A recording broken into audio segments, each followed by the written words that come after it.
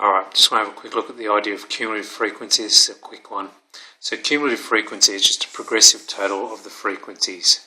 So sticking with my cricket analysis, my favourite Australian bowler at the moment, Peter Siddle. I've gone back and had a look at his bowling career and had a look at how many wickets per innings he's taken. So that's my score here. Saying 0 down to 6. 6 is the most wickets he's ever taken in an innings. And the frequency is the number of times he's achieved that feat every time. So what I'm going to do over here is make a cumulative frequency column. And as I said, it's just a progressive total. So with a score of 0, there were 14 times that occurred.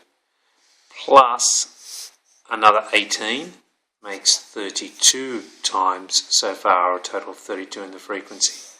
Plus 10 makes 42. Add the 17, 59, and 6 makes 65, and 6 makes 71, and 2 makes 73. So what I've done is just give myself a cumulative total of all the frequencies. Pretty simple. What I want to do now is I want to take this data and represent it graphically, and I'm going to draw what I call a cumulative frequency histogram and polygon.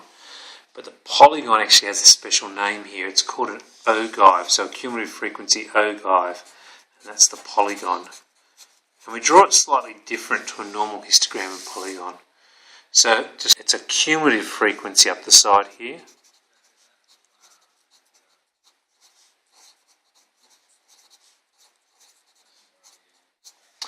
And so my cumulative frequency goes up to 73, so I'm going to have to scale this out and get up to 73. Now I'm going to have to put the video down while I do this, so I'll do it quickly, then come back to you. Now the score of 0, the frequency was 14. When I added the 1s on it, I've jumped up to a cumulative frequency of 32. Then by the time I added the 2s on, I'd jump to 42 and so on. So I get this nice little step graph showing how the frequencies add up. So by the time I've got to 6, all the scores have been added up to give me 73 scores.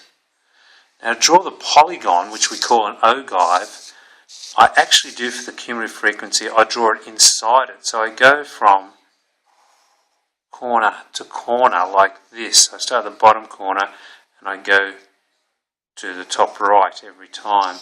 And I just get this polygon happening. So what I use this for is to quickly find the median in a set of scores. So I'll take my 73 scores, so 73 scores, I'll divide that by 2 to get 36.5, and that will then tell me that therefore it's the 37th score that's the median. So I'll come up here, 0, 35, 36, 37, and I'll draw across. And I'll drop straight down from there.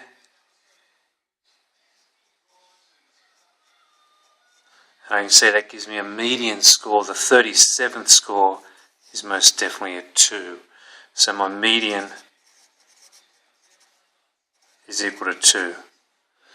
So just to recap how I did that, I've drawn my ogive in.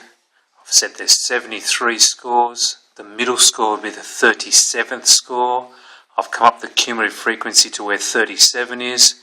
I've gone across to the ogive and I've dropped it down, and it tells me the 37th score is in fact a 2. That's the cumulative frequency column on the distribution table, summing up the frequencies, giving a progressive total, drawing the histogram, the polygon, or better name an ogive, being drawn inside the histogram, and then calculate the median by coming up to the middle of the cumulative frequency and coming across to the ogive and dropping down to see what score it is.